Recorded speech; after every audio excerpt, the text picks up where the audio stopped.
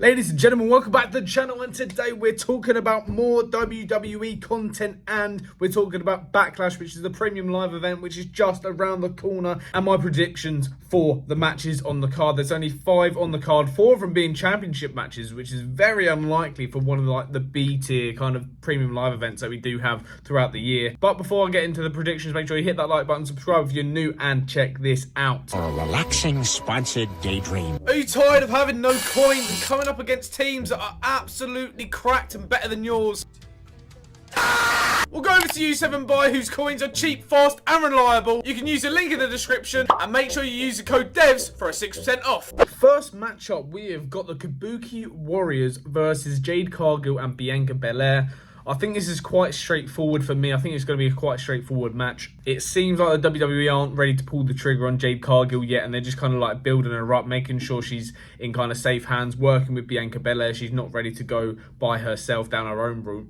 Kabuki Warriors haven't done much with the titles at all. I can't remember the last time they defended them, especially being on a premium live event. And I think storyline-wise, and my prediction, it just makes more sense if Bianca Belair and Jade Cargill win. There's possible chances that this kind of start planting seeds for the Kabuki Warriors to split up, because I think outside of the titles, they don't really seem to have much of a storyline going on. On the other hand, like I said, I think it just makes sense that Jade Cargill and Bianca Belair win these titles. I think they're going to hold them for a prolonged period of time, which will hopefully add some prestige to the titles, because at the moment they just feel meaningless. The only way that I can see Belair and Cargill losing these titles is if they turn on each other, and there's going to be a heel turn from one or the other. Probably be Cargill, because I can't see Belair being a heel anytime soon, if ever. I think she's kind of like the female John Cena, where the heel kind of turn wouldn't work at all. But this prolonged kind of championship run will help Cargill learn from Bianca with promos, with just in-ring ability and stuff like that, behind the scenes stuff. And when WWE are ready to pull that trigger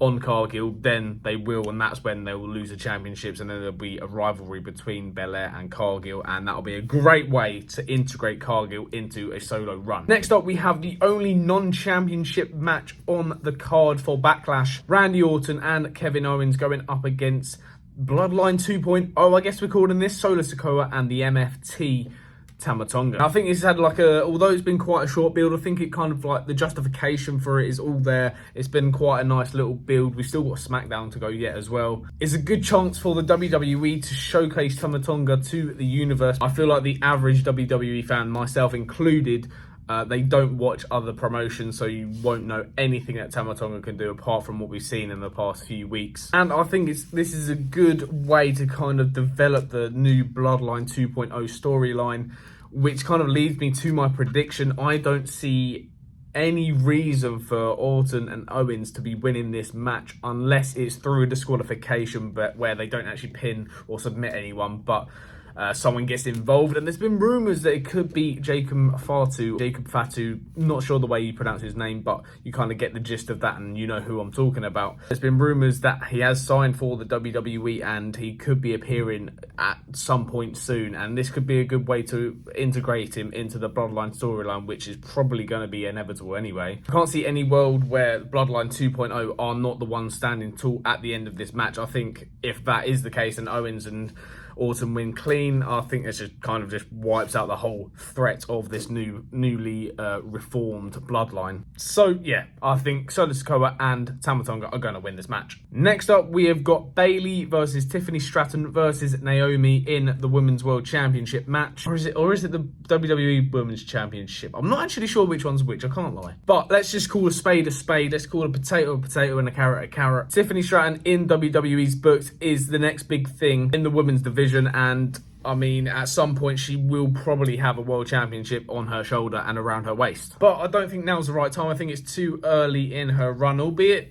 it's been a successful run so far on the main roster, but she hasn't been on there long enough yet, I think, for the WWE to kind of grasp whether she's swam or drowned in that kind of scenario. Although I don't think she's drowned at all. Also, on the other hand, Bayley's only just won this championship going back to WrestleMania 40, and I can't see it being a short run, especially with the uncertainty with what's going on with the title on the other brand on Raw, with Rhea Ripley having to give it up and Becky Lynch kind of holding it for now. But my prediction, which is what you're here for. I think Bayley is going to pin Naomi, as this kind of covers all the kind of bases. Bayley basically retains the championship, which I think was going to happen anyway with whoever she was going to be up against. Naomi is the one that gets pinned, which she doesn't suffer at all because she's kind of at the top. She's been at the top for a while, and she's a renowned wrestler. She's got the accolades behind her. And Tiffany Stratton isn't the one that gets pinned, so she doesn't suffer at all. The penultimate match, and I think this could be the main event, but I don't think it will be. I'd like it to be, but I don't think it will be. We have got Damian Priest, the World Heavyweight Champion,